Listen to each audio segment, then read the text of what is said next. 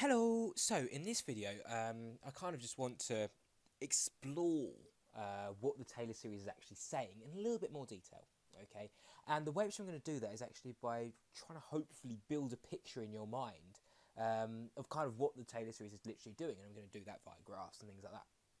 Because sometimes I think that, I can explain using all the words in the world and show you using all the algebra in the world, but sometimes being able to see something, picture tells 1,000 words. Effectively is what I'm trying to say. If I can just show you a picture of what's happening, you think, yeah, that's quite cool actually.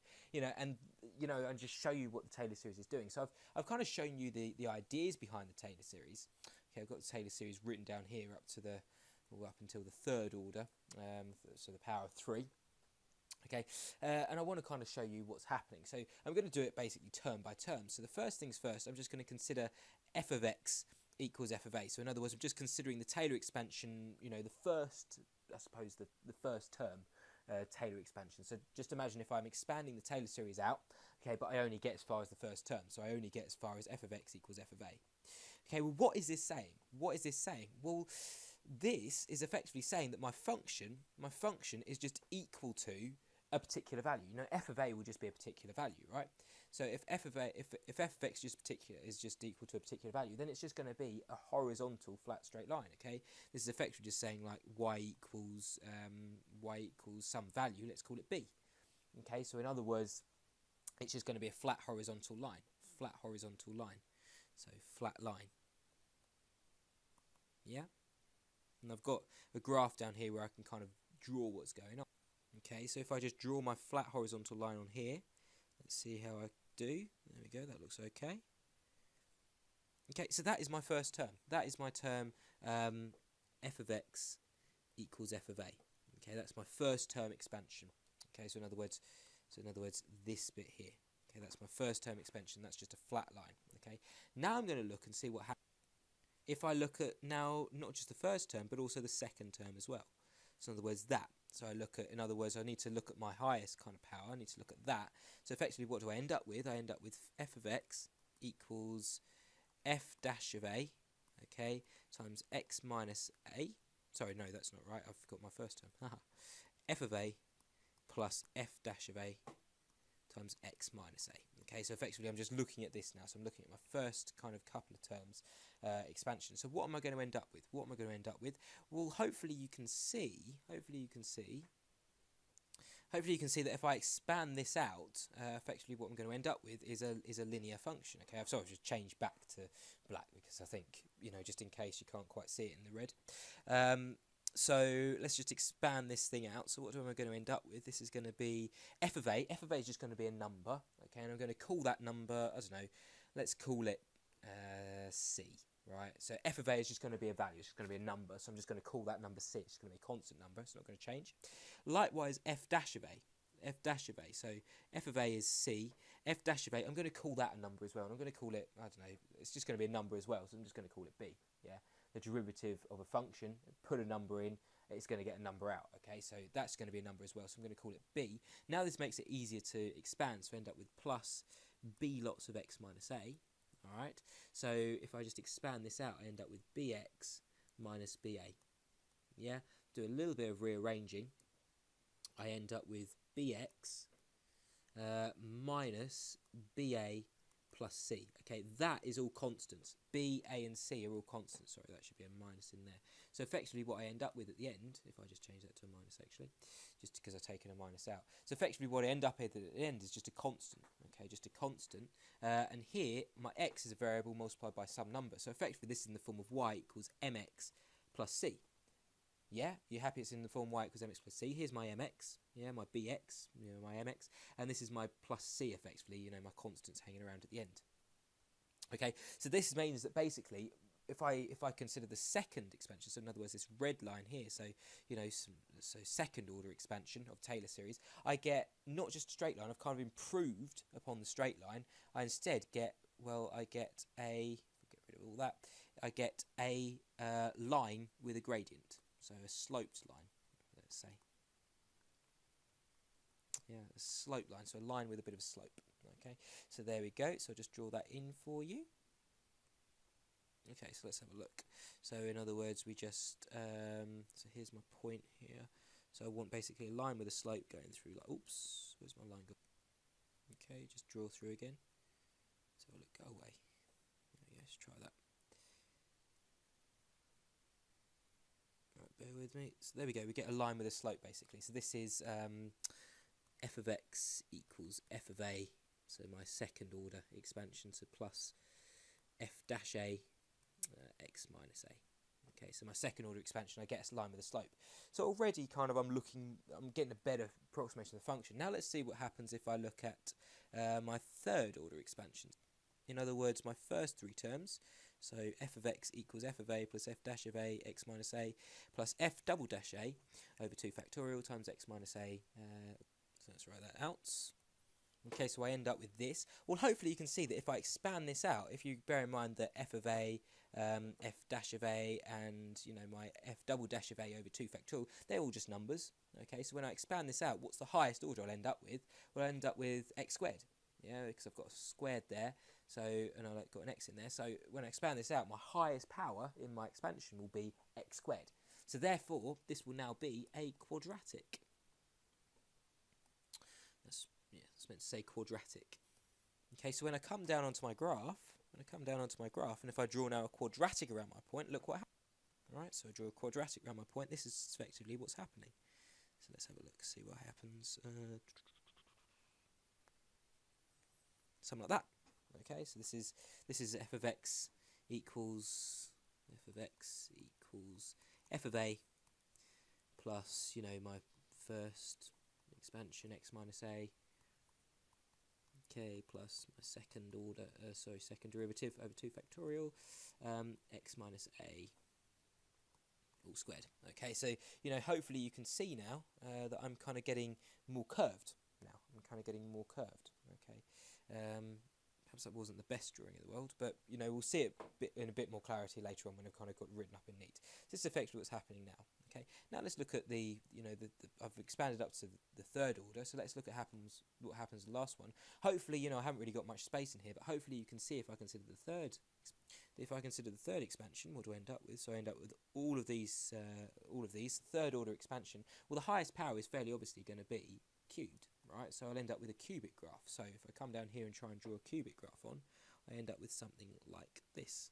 Okay, so effectively what I end up with is a more curvy graph. I end up before, that's kind of quite a bad drawing, but let's see what happens. Something like that, effectively. So what I'm basically doing is over a wider and wider region, I'm ending up with a better approximation of my function. So, my function perhaps would go from, as I consider more and more kind of terms, I'm getting more curvy function, which kind of corresponds to a more appropriate match of my function. So effectively this is what I'm doing. By adding more terms, I'm getting more curvy and I'm getting better approximation, better match of my function. And perhaps you can see it a little bit better with this graph down here. This is just a graph that I pulled off the internet.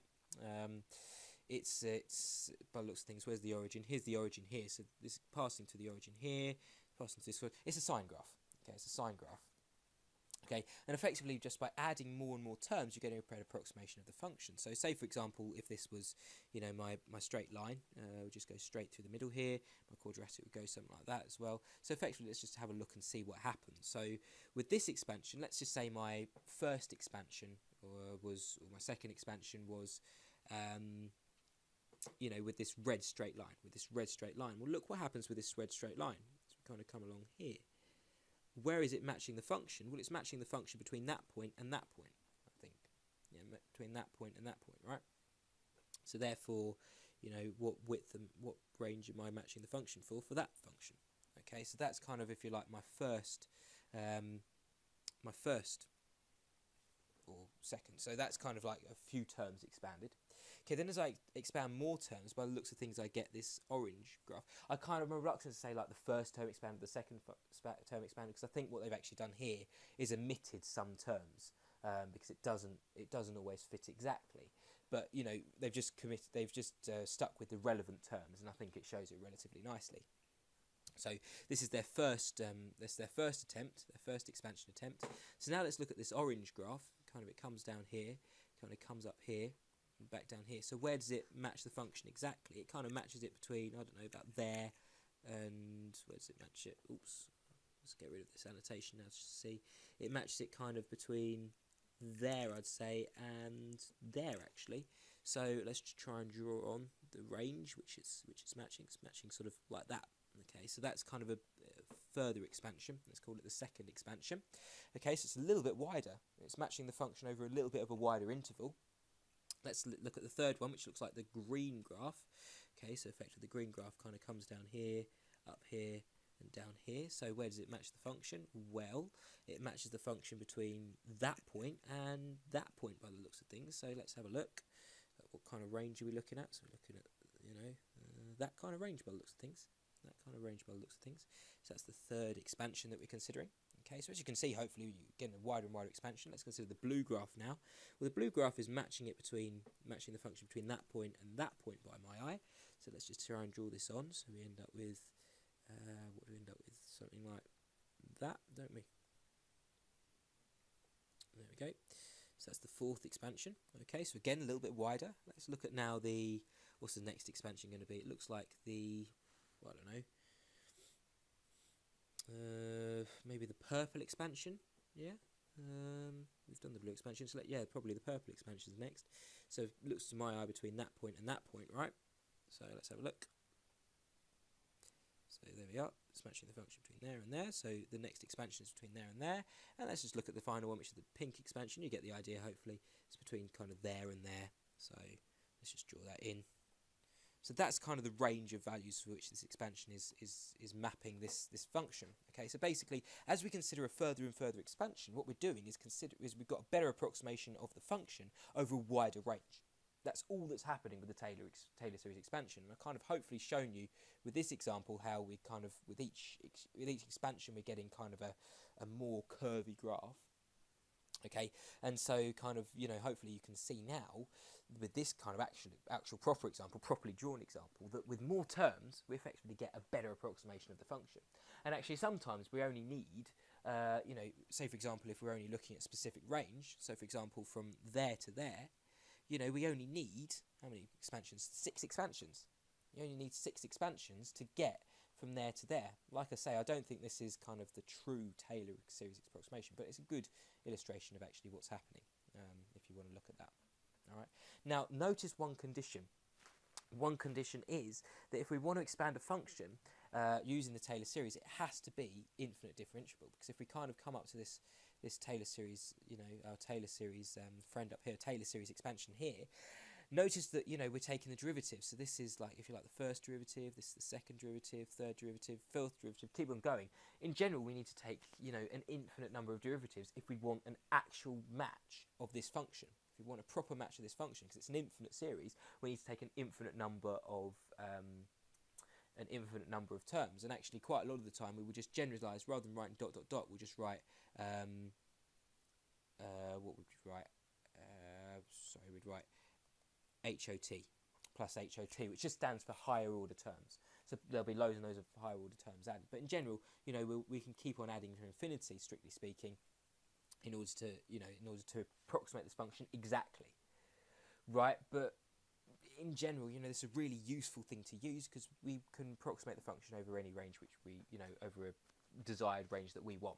So say, for example, if we only want, let's go back to this example down here, if we only want to approximate the function from, say, I don't know, 5 to -5, then, 5 or 6 expansions would do the job absolutely fine. Okay, so that's generally what's happening. But yeah, if we want to truly approximate the function, we need to be able to approximate the function a certain number of times, an infinite number of times, sorry. And so therefore, there's only a few functions that we're able to differentiate an infinite number of times. One of them is the sine and cos functions. Okay, so sine x or cos x, yeah, because if we differentiate sine, we'll end up back at cos. Okay, if we differentiate cos, we'll end up back at minus sine. Sorry, we end up at minus sine. If we differentiate minus sine, we'll end up at minus cos. and if we differentiate minus cos, we'll end up back at sine. So basically just in this infinite cycle. And the same thing for cos, except we're starting here. Okay, and we just keep going around in this infinite cycle. Another one which we might be able to differentiate, for example, is e to the x, because what's the derivative of e to the x? Well, it's e to the x. So what's the derivative of e to the x? E to the x, yeah, and we can keep going like that. It's always going to be e to the x, right? Keep going like that. There are other ones as well, but you know, in general, this is kind of the main idea behind Taylor series. This is the main idea which I wanted to put across in this video, which is that more terms just means a better approximation of the function.